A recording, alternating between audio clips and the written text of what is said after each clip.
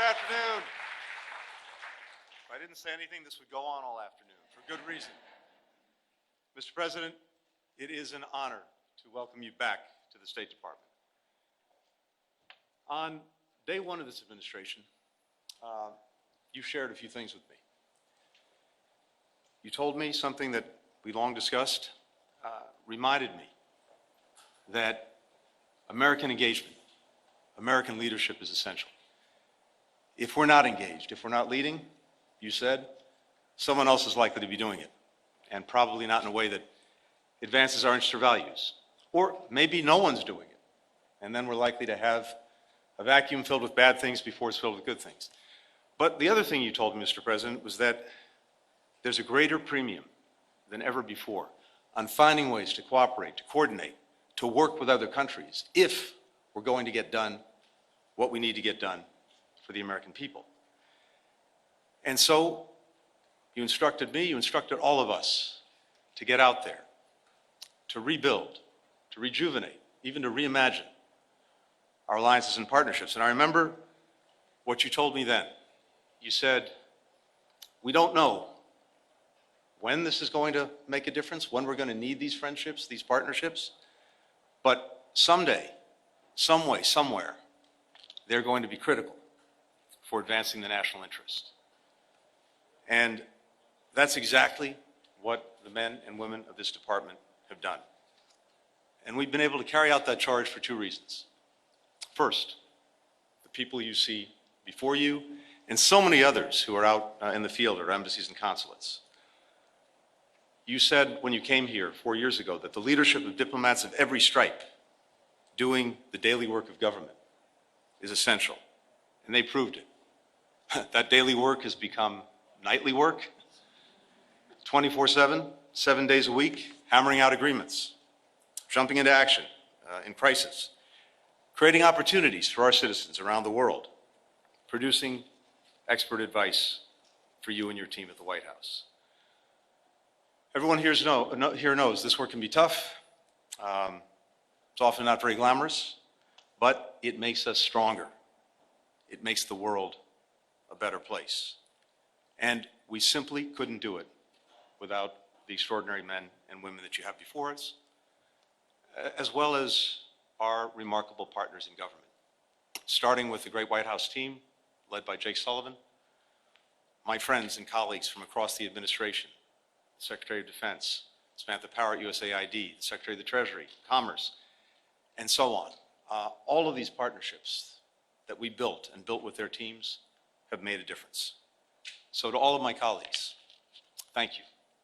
Thank you for your friendship. Thank you for your partnership. There's one other reason that we've been able to re-engage and rejuvenate our diplomacy. Mr. President, that's you. You have never wavered in the conviction that when America leads, when America engages, there is little we cannot accomplish, and that this country remains a force for good, a force for progress around the world. Your unshakable belief in the promise of America has inspired me for more than 20 years. It's inspired so many people in this department and around the world. Simply put, it's been the privilege of my lifetime to work for you, to work with you, to work with this extraordinary team that you've assembled. And it's the honor of a lifetime to be able to introduce, one more time, the 46th President of the United States, Joe Biden.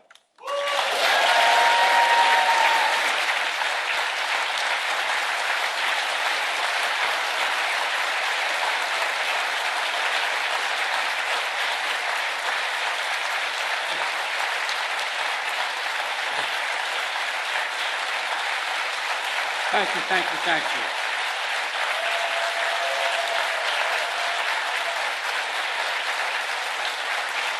Thank you. Thank you, thank you, please, thank you. Thank you, thank you, thank you. It's good to be back at the State Department. Tony, if I may start by saying this, you're one of the finest men I've ever known in any undertaking, for one important reason.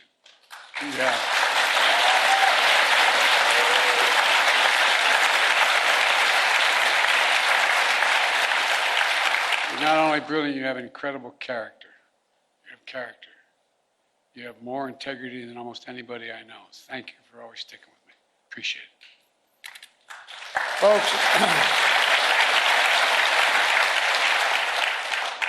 I'm grateful for his counsel and his friendship as well, but I also want to thank the members of my cabinet and the members of the Congress who are here today, and to all our diplomats, development experts, service members, and intelligence professionals.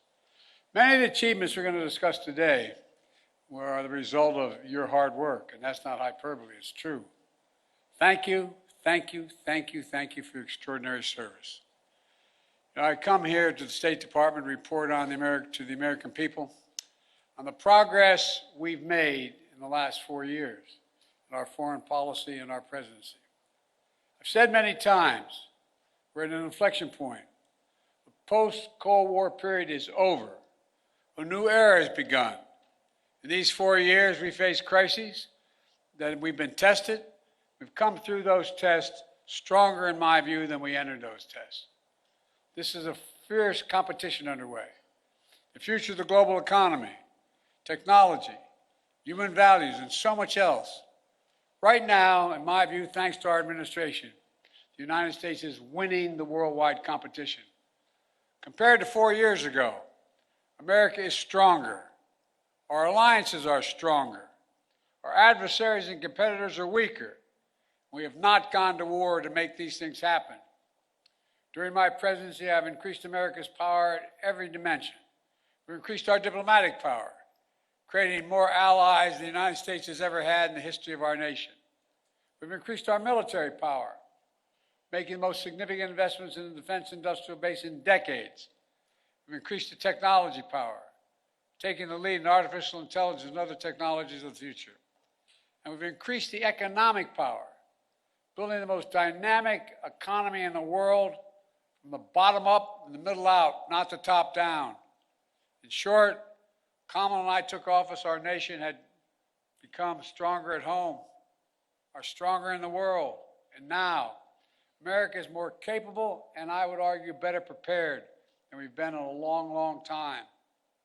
While our competitors and adversaries are facing stiff headwinds, we have the wind at our back because of all of you. This is what we're heading into. And over the next administration, that's what we're handing it to. Today, I want to lay out what we've done, the opportunities we've created for America, and those opportunities going forward. Today, I can report to the American people, our sources of national power are far stronger than they were when we took office. Our economy is booming, although there's more work to do. Our technologies, from artificial intelligence to biotech, quantum, and to advanced semiconductors, they're the envy of the world. And we have made the most significant investments in America and the American workers since the New Deal. To rebuild our roads and bridges, our ports and airports, clean water systems, affordable high-speed internet, and so much more. To build American manufacturing, to make advanced semiconductors, which we invented here at home. We made the largest investment in climate and clean energy ever anywhere on Earth in the history of the world, spurring nearly $500 billion in private sector investment. We've also significantly strengthened the defense industrial base, investing almost $1.3 trillion in procurement and research and development. In real dollars, that's more than America did in any 4-year period during the Cold War. This is going to ensure that we're fully equipped to fight and win wars, which is also the best way to deter wars in the first place. Today, I can report to the American people, our alliances are stronger than they've been in decades. NATO is more capable than it's ever been, and many more of our allies are paying their fair share. Before I took office, 9 NATO allies were spending 2% of their GDP on defense. Now, 23 are spending 2%. And look at the Indo-Pacific.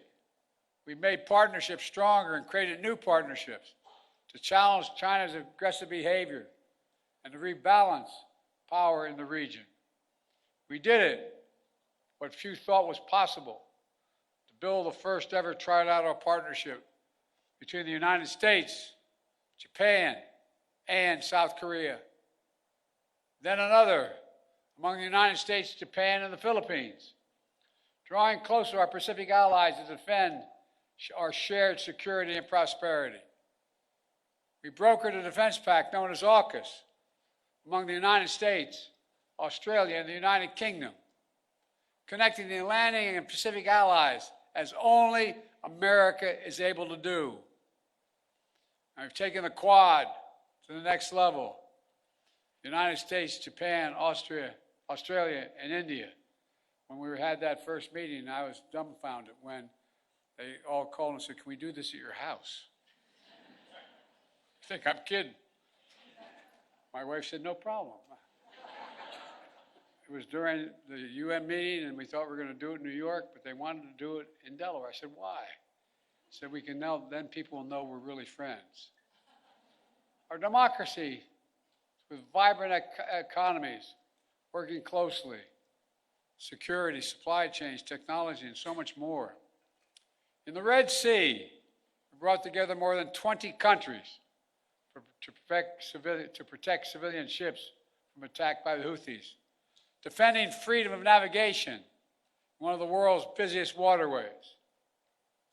And we have strengthened partnerships all across the Americas, defending democracy, targeting corruption, addressing migration, increasing prosperity, and protecting Amazon rainforest, which captures billions of tons of carbon from the atmosphere every year. Overall, we've reinvigorated people's faith in the United States as a true partner. Today, I can report to the American people, our adversaries are weaker than were when we came into this job 4 years ago. Just consider Russia. When Putin invaded Ukraine, he thought he'd conquer Kyiv in a matter of days. But the truth is, since that war began, I'm the only one that stood in the center of Kyiv, not him. Putin never has. Think about it.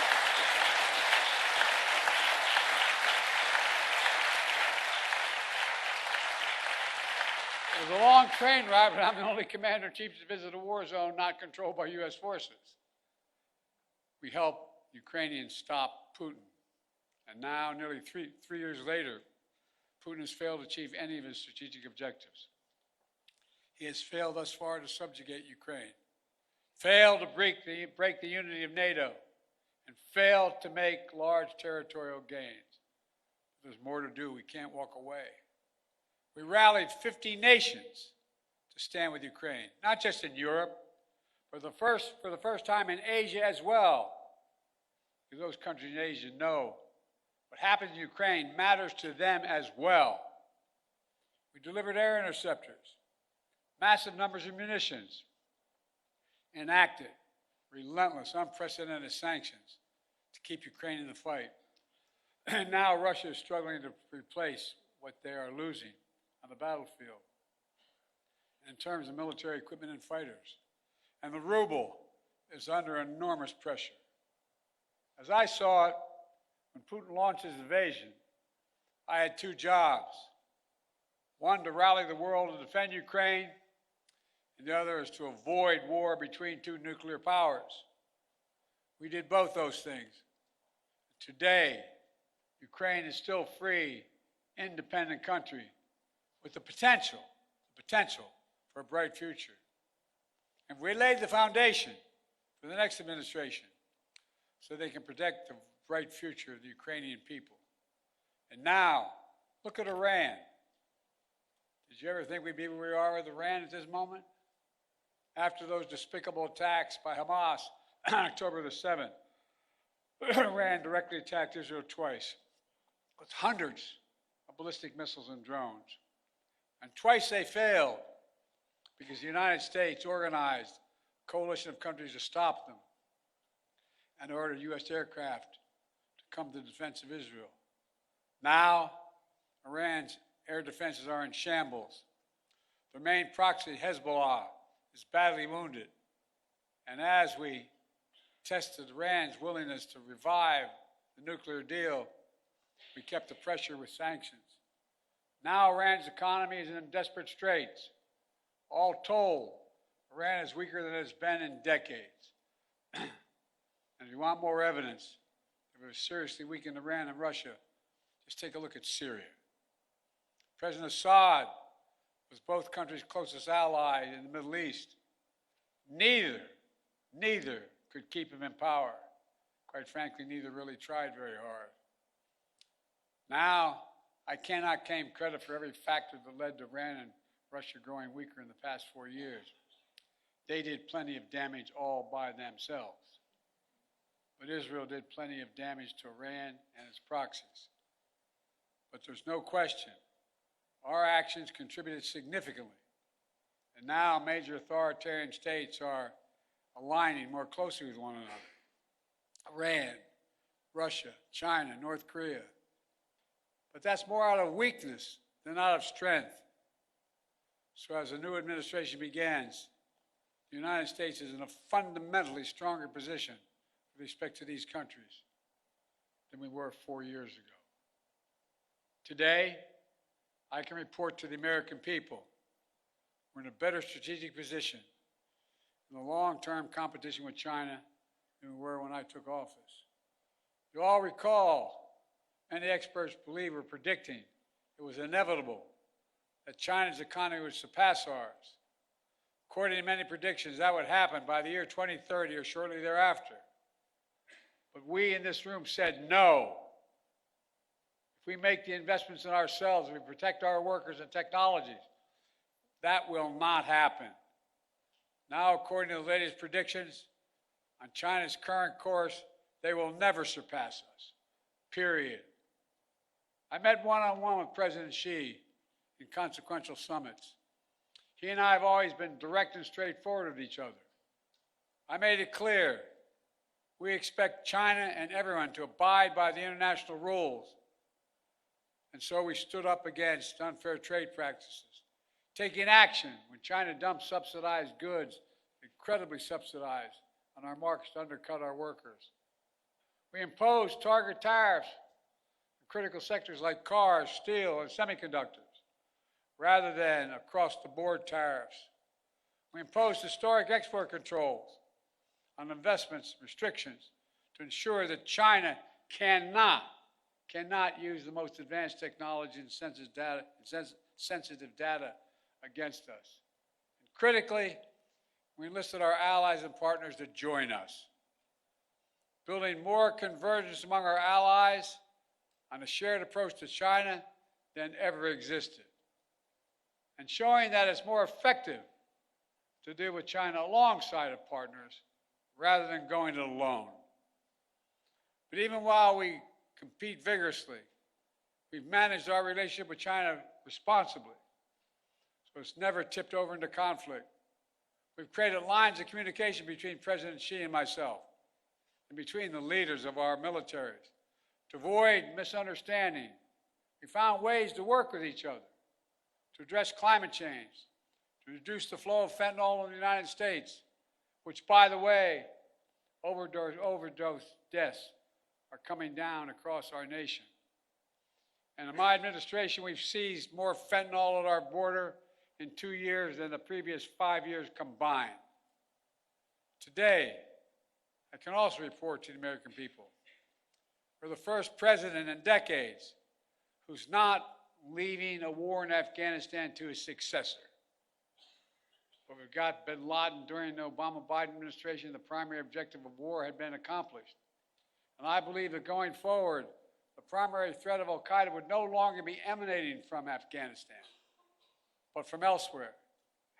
And so, we not need to station a sizable number of American forces in Afghanistan. So when I took office, I had a choice. Ultimately, I saw no reason to keep thousands of servicemen in Afghanistan. I think I have my schedule with me, and I keep on my, I don't here, I don't have, but I keep on the back of my card the actual number of dead and wounded that occurred in our longest war, to remind myself. Keep spending hundreds of millions of dollars a day.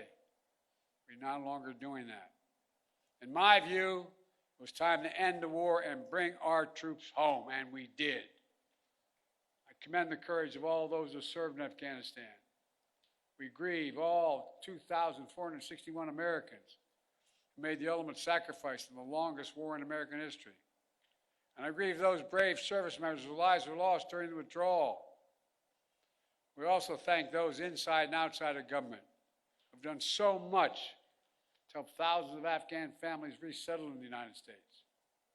Remember, critics said if we ended the war, it would damage our alliances and create threats to our homeland from foreign directed terrorism out of a safe haven in Afghanistan. Neither has occurred. Neither has occurred. And our alliances have stayed strong. We've used our over-the-horizon capabilities to strike in Afghanistan and elsewhere when we had to. For instance, eliminating Zawahiri, the leader of al-Qaeda, who helped orchestrate the September 11th attacks. And we did it without putting more American boots on the ground. And by ending the war, we've been able to focus our energy and resources on more urgent challenges. There is nothing, I can tell you from my conversations with both Xi and Putin, nothing our adversaries and competitors like Russia and China would have liked more than seeing us to continue to be tied down in Afghanistan for another decade. For all those reasons, ending the war was the right thing to do, and I believe history will reflect that. And from the moment I entered office, I also worked to free as many Americans as possible being held hostage or wrongfully detained overseas. We brought home more than 75 Americans by last count. In some cases, it took months, even years of effort, like the prisoner swap with Russia over the past summer. A feat of diplomacy involving many of you and involving multiple countries who joined complex negotiations at our request. Another example of the power of our alliances.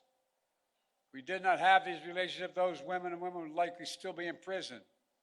And finally, I can report to the American people that we restored our leadership in a range of other generational priorities. When I took office, we were no longer part of the International Climate Agreement. We announced on day one that we would join the Paris Accord, rejoin. And we've led by example. We've conserved hundreds of millions of acres of land and water, more than any president in American history, making investments in clean energy and convincing other nations to join us. Thanks to our efforts, the world has reached the goal of investing $100 billion every year in public and private funds to reduce greenhouse emissions, to drive down the cost of clean energy, to help developing nations adapt to climate change. Our administration has launched a transformative initiative to build high-impact infrastructure in developing nations. It's called PGI. You all know that better than anyone. This is our alternative to what China offers with its massive projects across Africa and beyond. But their approach features no workers' rights, no environmental protections, unmanageable debt, shoddy construction, all in exchange for military access to ports and other exploitative purposes. By contrast, we've leveraged $600 billion and unleashed the private sector to build an infrastructure in order to grow economies and combat climate change. As an example, I was recently in Angola to see a major project being built with the help of American public funding, which brought in even more private investment. We're building the first ever transcontinental railroad across Africa. It will significantly improve the economies of the region. Will help farmers transport crops in new global markets. Will transport critical minerals that are needed for electric vehicles and semiconductors. China used to control the supply chains in these materials, but not for long. Now make no mistake, there are serious challenges the United States must continue to deal with in Ukraine, in the Middle East, in the Indo-Pacific. Must keep the pressure on the Houthis, who are attacking ships in the Red Sea, launching missiles at Israel, and firing at American forces. Must deter North Korea as they rattle their saber and draw closer to Russia. And new challenges will certainly emerge in the months and years ahead. But even so, it's clear my administration is leaving the next administration with a very strong hand to play. And we're leaving them in America with more friends and stronger alliances, whose adversaries are weaker and under pressure. An America that once again is leading, uniting countries, setting the agenda, bringing others together behind our plans and visions. An America which is no longer at war, which has made historic investments in American workers, American energies, American factories, generating the strongest economy in the world, which is now in a much better position to win the future against any competitor.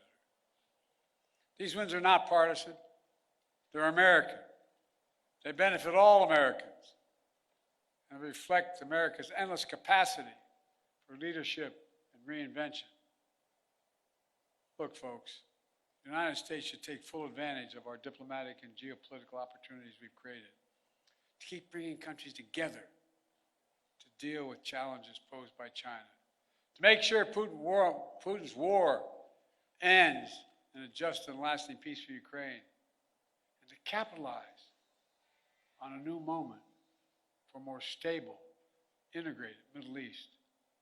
To do that, the next administration must make sure the fall of Assad does not lead to the resurgence of ISIS in Syria and across the region. It must carry forward the commitment that America will never, never allow Iran to acquire a nuclear weapon. On the war between Israel and Hamas, we're on the brink of a proposal that I laid out in detail months ago, finally coming to fruition. I have learned in many years of public service to never, never, never, ever give up. So I spoke to Prime Minister of Israel yesterday. I spoke to Emir of Qatar today. I look forward to speaking with President Sisi soon. We're pressing hard to close this. The deal we have structured would free the hostages, halt the fighting, provide security to Israel, and allow us to significantly surge humanitarian assistance to the Palestinians who've suffered terribly in this war that Hamas started. They've been through hell. So many innocent people have been killed. So many communities have been destroyed. The Palestinian people deserve peace and the right to determine their own futures. Israel deserves peace and real security. And the hostages and their families deserve to be reunited. And so we're working urgently to close this deal. And as we deal with immediate challenges, in my view, we have to look to the future. I urge the next administration to carry forward two issues that have been central to my presidency and which shape the future, in my view. On artificial intelligence, we are in the lead, and we must stay in the lead. We must not offshore artificial intelligence, as we once did with computer chips and other critical technologies. AI has the power to reshape economies, governments, national security, entire societies. And it must be the United States and our closest allies that lead the way to ensure people's rights are respected, their safety is protected, and their data is secure. And likewise, clean energy transition will race ahead in years to come. I know some incoming administration, some in the incoming administration, are skeptical about the need for clean energy. They don't even believe climate change is real. I think they come from a different century. They're wrong. They are dead wrong. It's the single greatest existential threat to humanity. The clean energy transition is already happening. China is trying to dominate the clean energy, manufacturing, critical materials, supply chains. They want to capture the market of the future and create new dependencies. The United States must win that contest, and we will shape the global economy and the planet for decades to come. Let me close with this. Like many of you, I've dedicated a significant portion of my career to our nation's foreign policy. As chair of the Foreign Relations Committee as a senator, vice president for 8 years, and now president of the United States, I put together one of the most competent foreign policy teams, I would argue, in American history, sitting in this room and before my eyes. Throughout my career, the world has undergone tremendous change. But certain things have always held true. At our best, America leads not only by the example of our power, but the power of our example. In the past 4 years, we've used that power, not to go it alone, but instead to bring countries together, to increase shared security and prosperity, to stand up to aggression, to solve problems through diplomacy wherever possible, and to relentlessly defend democracy, civil rights, and human rights. Because that's who we are. That's who we are. You've heard me say it many times before. We're the only country on earth founded on idea. Every other country is founded on geography, religion, ethnicity, or some other unifying factor. But America was built on an idea, literally, not figuratively. That idea was all women and men are created equal. The idea that has inspired the world for 250 years and counting. We're always reaching to do better, always looking to the future, and at our best, always seeking progress for our people and for people everywhere. It's been the honor of my life to serve as your president. Today, I'm optimistic about our future, as optimistic as I've ever been. Just have to remember who in the hell we are. You've heard me say it many times. We're the United States of America, for God's sake. There is nothing beyond our capacity if we do it together and commit to it. Nothing. So thank you all for all you've done. I hope many of you are going to be staying in the next administration to keep this moving. May God bless you all, and may God protect our troops. Thank you, thank you, thank you. Thank you.